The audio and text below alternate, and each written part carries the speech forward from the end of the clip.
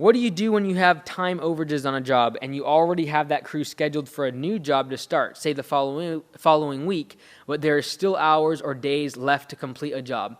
There's a few things you can do. Number one, if there's overages on a job and it's your fault, that's when it becomes difficult. If it's overages on time because the customer's asked new things, you should have been doing work change orders throughout.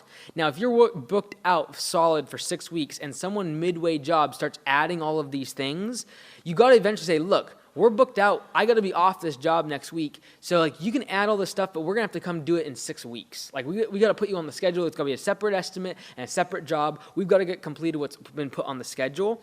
Now, that's what needs to happen if the customer's adding things. Now, if you and your crew are just slow or the weather's bad and you've been rained out or equipment breaks down, whatever might happen, that's when you sometimes have to be just honest with the job that you're supposed to be at the next week, because you can't really like tell the person, hey, we'll be back in 6 weeks if it's your fault.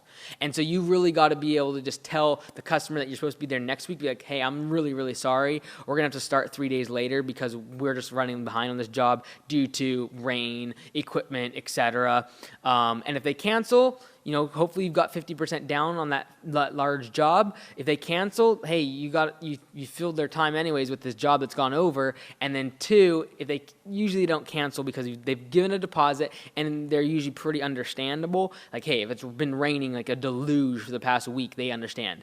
And stuff they can usually understand if they're a reasonable person, that trucks and equipment can break down or people don't show up because they're sick or whatever it might be. And can you use some random excuses sometimes to get that person to be more understanding? Yeah, you can say like, hey, it rained, when really it's because 4 of your guys didn't show up to work on Friday and you need to get the job done. So you can use some of those excuses sometimes because people are usually pretty accepting of the fact that there's things in this industry that cause delays.